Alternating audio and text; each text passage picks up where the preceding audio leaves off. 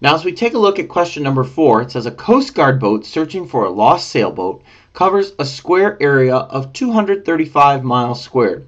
What is the approximate length of each side of the square area, rounding our answer to the nearest mile? So this is very similar to the last question, except it's using a different list of numbers. And because it's using a different list of numbers there, as you can see on the left side, I've gone up on my list of squares because remember, as I read that list of squares in the opposite direction, it's actually a list of square roots. So they want us to find the square root of 235. Well, as you can see, as I've increased the list up here, 235 fits in on the list here between 225 and 256. So my answer here is somewhere between the square root of 225 and the square root of 256.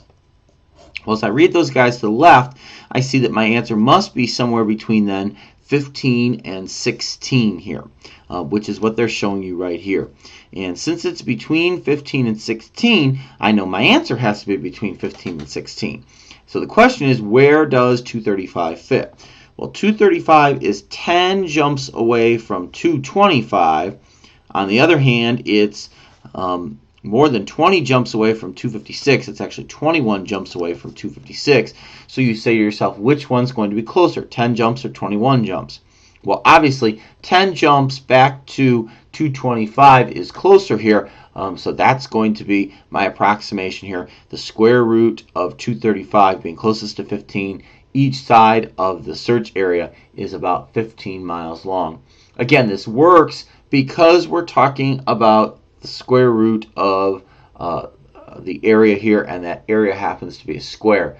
If the area is reflected in terms of a triangle or something like that, it doesn't work so well. But if because it's a square and the side lengths are the same, the idea of taking the square root is ideal.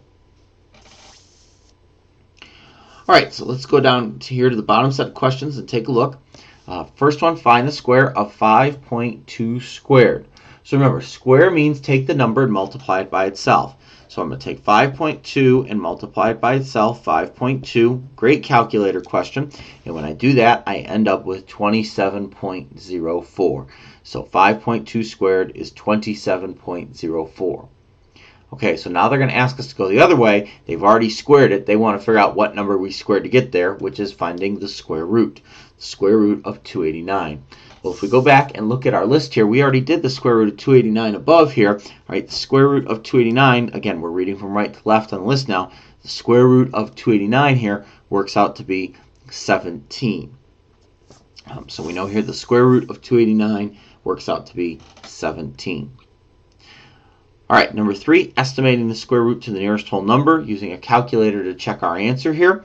So we're going to go ahead and probably make ourselves a little list of the introductory square roots again here. So I'm going to start with 1 squared here. 1 squared, as you know, is 1. 2 squared, as you know, is 4. 3 squared here works out to be 9. 4 squared works out to be 16. 5 squared works out to be 25. 6 squared works out to be 36. 7 squared works out to be 49. And 8 squared is 64. And that's as far as I'll go because they're asking me about 53. Well, I found the numbers already that's around 53. 53, it would be surrounded by 49 and 64 on this side. All right, so now the question is, where does 53 logically fit into that solution set? Well, 53 is 4 jumps away from 49. Pretty close.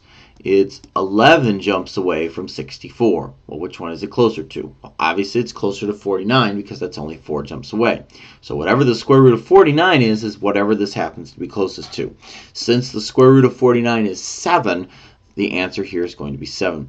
One thing I don't want you, just because I'm writing 7 squared here, don't write 7 squared as the answer. The square root of 49 is 7, not 7 squared. All right? It just happens I'm showing you here the relationship between squares and square roots by reading this in opposite directions. The square root of 49 is 7, not 7 squared. All right, and the concluding question here, it says a tent was advertised in the newspaper as having an area of 168 square feet. What is the approximate length of the sides of the square area? Round your answer to the nearest foot. So as I come back up here to that list I made at the top, because it's in that list, 168 would be surrounded by 144 and 169. So I'm going to figure out where that falls on the list and figure out what it's closest to. Well, since I'm talking about 168, that's only one jump away from 169. So it's certainly closest to that, but we can see mathematically that it's 24 jumps away from 144. Since it's closest to 169, only being one jump away here, the square root of 168 is closest to the square root of 169. The square root of 169 is 13, and that's going to be the solution that you see stated there in number 4 for those reasons. It's closest to 169, and the square root of 169 is a perfect square root whose perfect square root ends up being 13.